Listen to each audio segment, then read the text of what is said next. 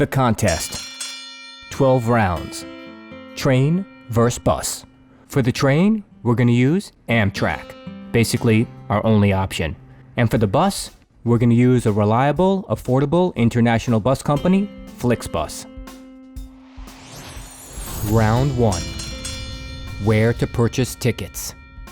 With both Amtrak and Flixbus, they make it pretty easy. You could either download their app or go to their webpage to purchase tickets. Round 1, winner. This round was a tie because they both had web pages and apps that were easy to use. Round 2, purchasing tickets. Amtrak and Flixbus had many options on these routes. Their trains and buses ran frequently throughout the day. And on Amtrak, you had the option of booking different classes, as well as booking the Acela train. Now let's take a look at a couple of examples of booking on the Amtrak site. In these examples, we're going to be purchasing 2 tickets, one for about 3 months out and one for about a week out. So you can see the difference between booking in advance and booking last minute. We're going to book this for one traveler for about 3 months out on a Friday, leaving from New York to Washington, D.C. I want to arrive somewhere around 8 o'clock in D.C. So I see a train leaving at 4:25, arriving in D.C. just before 8 o'clock for $62 in coach class. And just for $9 more, you can book the Acela train, which isn't too bad. You can take a quick look at the services and the route of your train. In addition, on this route, bring your bicycle along for $20 or your pet for $39. Then select your coach option, Saver, Value, or Flexible. Read through each and see which one works out best for your trip. Of course, my go-to is always Saver. Then they'll take you to the trip summary page. Make sure all your information is correct before you move forward. Then they'll ask you to enter your personal and payment information. And if you travel Amtrak a lot, it might be a good idea to sign up for Amtrak Guest Rewards. For our next example, you're going to be somewhat of a last-minute traveler. You're going to book for next Friday from New York City to Washington, D.C. Let's see if the price has changed from 3 months out. Let's look at the same train we looked at before, the 4:25, leaving from New York City. The train is now 70% full, and the price is more than double to $138. And the Acela train is now $337. Okay, let's now move on to the bus side. We're on the Flixbus website. We're going to be booking similar tickets to that of the train, except this time we're going to be returning from Washington, D.C., going to New York on that same Sunday. First, we're going to look at 3 months out, booking for one passenger. All right, we had a fun weekend in D.C., so let's get back fairly early so we can relax a little bit. For this example, we're going to look at the bus leaving D.C. at 3:30, arriving in New York City at 8:30. It's a nice touch that they provide you with a map of the pickup spot in D.C. as well as the drop-off point in New York City. So let's go right ahead and book this ticket for $26.99.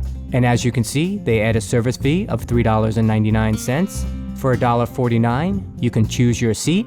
And for $6.75, you could have the seat next to you open, so you have a little more room to stretch out. Make sure all your information is correct and any other add-ons you might need, or any vouchers you might have, and go ahead and purchase your ticket. Now let's move ahead to buying your last-minute ticket, like we did on the train. We're going to do it for 1 week out, returning on a Sunday from Washington, D.C., going to New York City. As we did before, we want to return fairly early so we can relax a little bit.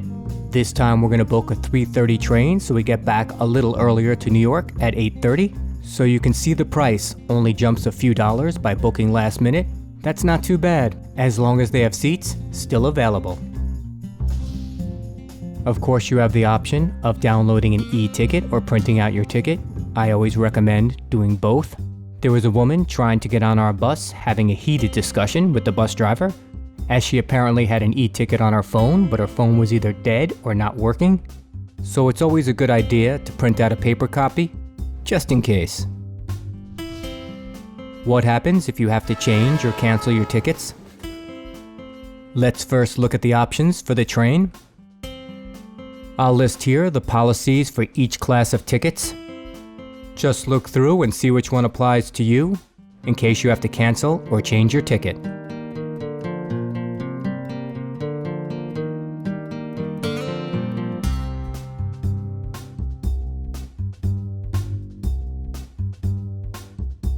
They also have a policy regarding illness, and they have a COVID-19 policy, but always check the site as these policies can change. Now let's look at the bus change and cancel policies. The policies for change and canceling on the bus are pretty simple and straightforward, and the fees they charge are quite low. So if for some reason you have to change or cancel your bus ticket, I wouldn't worry too much about it. So our purchasing tickets winner? It's a tie.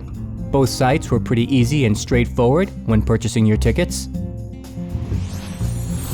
Round 3. Pickup and drop-off areas. Let's first look at the train. The main train station for Amtrak in New York City is Penn Station, Moynihan Train Hall, the old New York City post office. The train station is located between 8th and 9th Avenue, between 31st and 33rd Street. They have a few different entrances to get into the train station. And yes, the old train station at Madison Square Garden is still open. For the most part, the Moynihan train station runs Amtrak and Long Island Railroad, while the MSG Penn Station usually runs New Jersey Transit. Let's get back to our trip to Penn Station. We entered through 382 9th Avenue, and there are many signs leading you to the train hall. The space is clean and has a nice open feel, and the train hall itself has this really cool 92-foot high skylight ceiling that really lights up the room. The train hall is well organized. They have these monitors throughout, telling you departures, arrivals, your track, and the status of your train. Today our train was leaving from track 9. We have to go downstairs. And don't worry if you get a little confused, there are people there to help you out along the way. And I think it's a good idea to always check to make sure you're on the right track.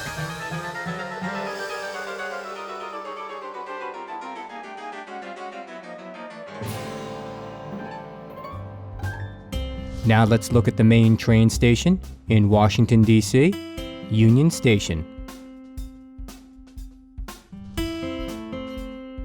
When we got off the train, we exited through here. And it's very convenient, depending what your plans are. You can catch the metro or a taxi or bus directly from here. And when you walk into the train station, there are some typical shops and restaurants, and monitors similar to those at Penn Station in New York, giving you arrivals, departures, and gates. And the main hall in Union Station is definitely a sight to see.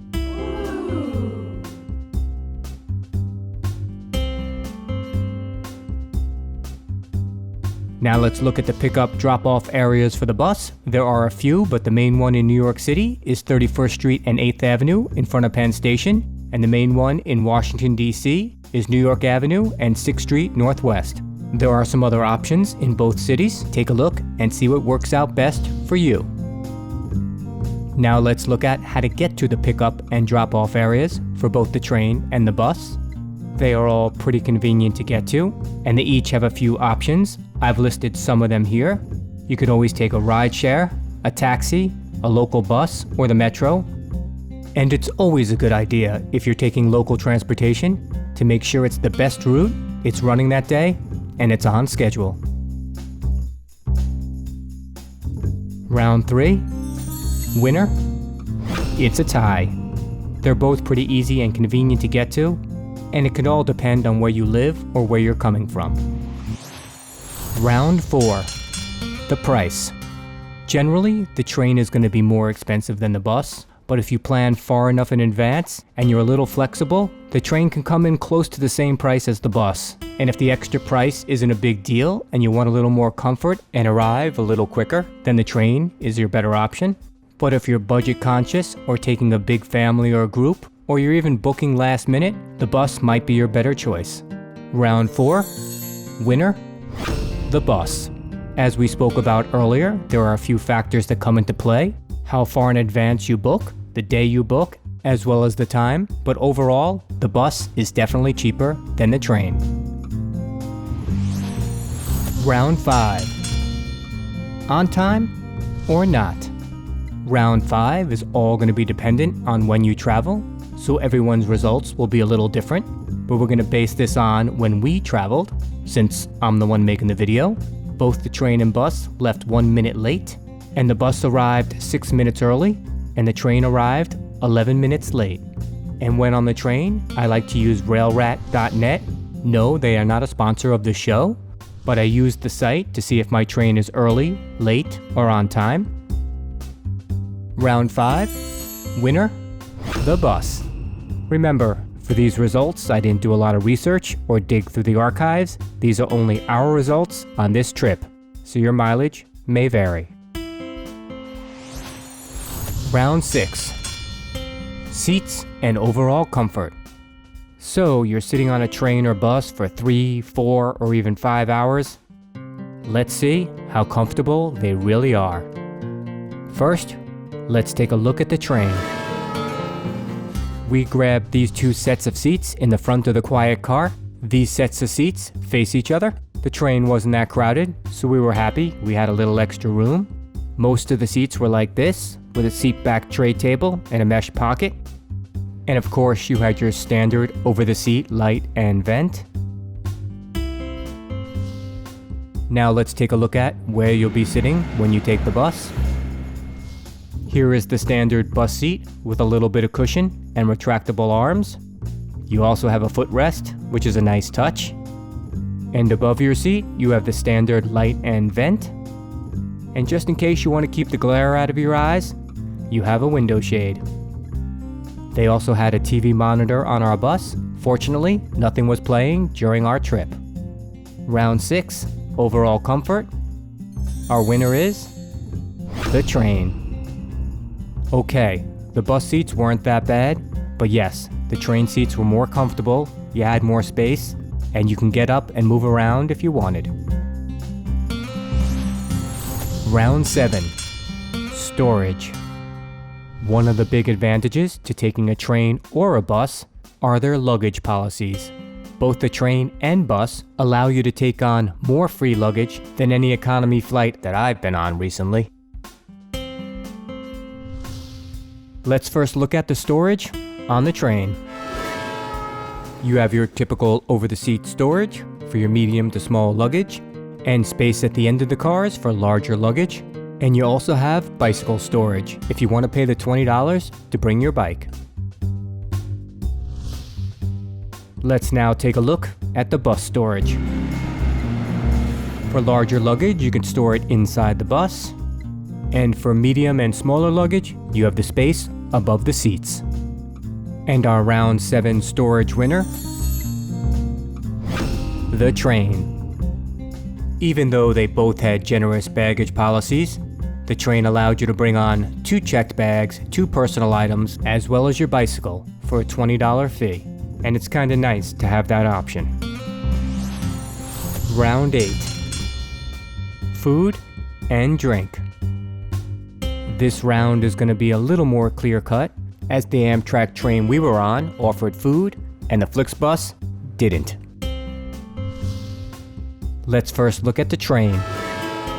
Let's take a look at the menu in the cafe car on the Amtrak train we were on.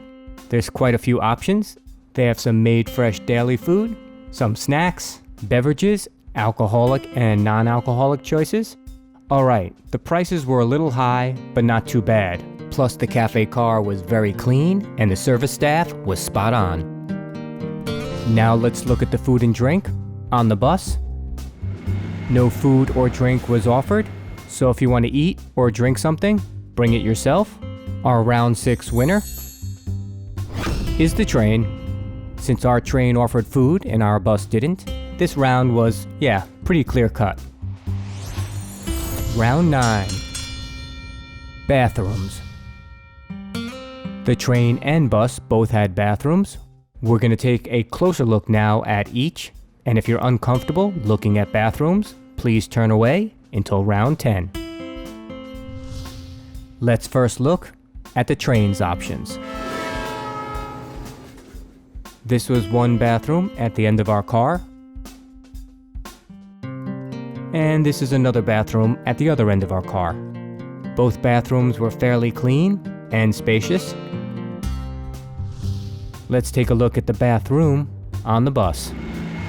There was one bathroom on our bus, and it was quite small. So the only way I can take a photo was by standing outside the bathroom, and I think it looks a little better in the dark. But if you have to go, it's nice to know that you have the option. Our round 9 winner? The train. The train's bathrooms were spacious and pretty clean, and they had many bathrooms throughout the train. Round 10. Cleanliness. Both Amtrak and Flixbus were pretty clean. I wouldn't say they were spotless, but they both did pretty well on the cleanliness factor.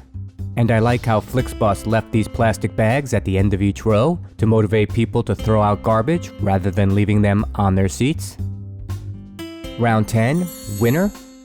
It's a tie.